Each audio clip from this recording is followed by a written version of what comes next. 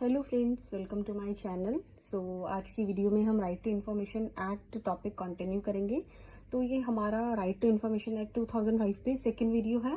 सो इस वीडियो में हम objective of right to information act पढ़ेंगे और आगे कुछ डेफिनेशंस के बारे में पढ़ेंगे इस एक्ट से रिलेटेड।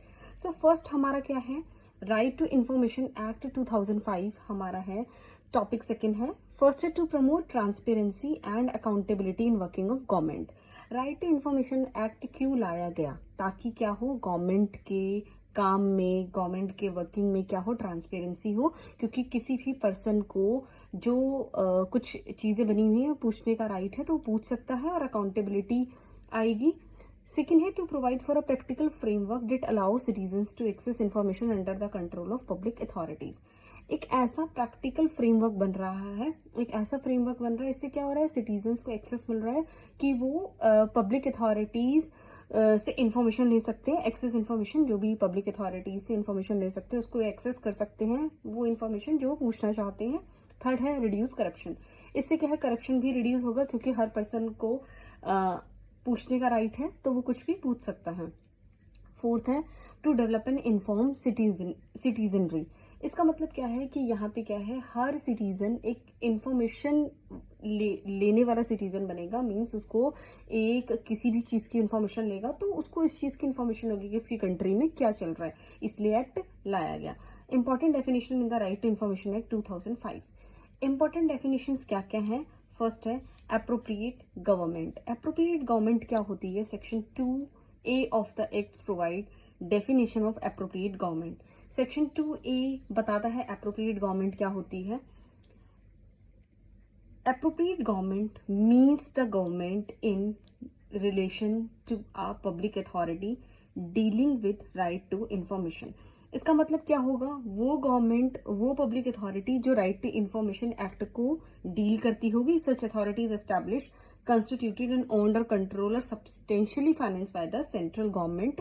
ऐसी अथॉरिटी होंगी जो एस्टैब्लिश हुई होंगी या कंस्टिट्यूटेड होंगी या ओन्ड हुई होंगी या कंट्रोल होंगी या सब्सटेंशियली फाइनेंस कौन कर रही होगी, उसको सेंट्रल गवर्नमेंट फाइनेंस कर रही होंगी, इस टाइप की अथॉरिटी।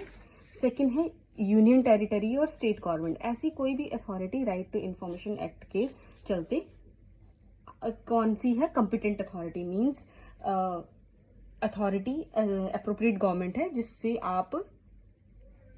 जिससे आप इंफॉर्मेशन ले सकते हो, ये है अप्रोप्रिएट गवर्नमेंट।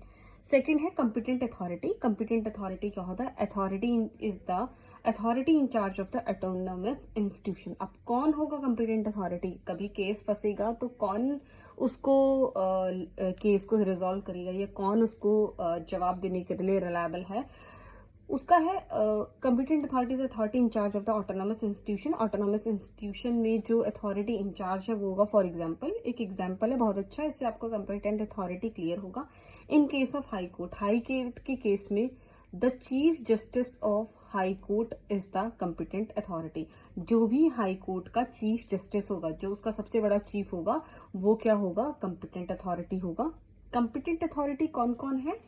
अगर हम वैसे जनरल बात की जाए, फर्स्ट है speaker of Lok Sabha, competent authority है। सेकंड है chairman of Rajya Sabha, competent authority है।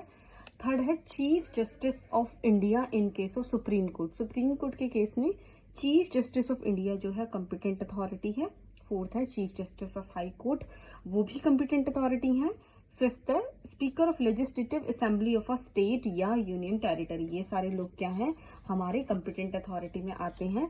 6 नंबर पॉइंट है प्रेसिडेंट और governor in case of other authority constituted और अंडर द कॉन्स्टिट्यूशन। ऐसे प्रेसिडेंट और गवर्नर अदर अथॉरिटी में, ये सब के केसेस में तो बता दिया है जो जो उनके हेड है, बट अदर अथॉरिटी के केस में जो प्रेसिडेंट और गवर्नर है वो कॉम्पिटेंट अथॉरिटी में आएंगे। तो फ्रेंड्स, ये है हमारा आज का वीडियो जिसमें हम ऑब्जेक्टिव्स के बारे में और कॉम्पिटेंट अथॉरिटी और अप्रोप्रिएट गवर्नमेंट क्या क्या होती है उनके बारे में पढ़ा।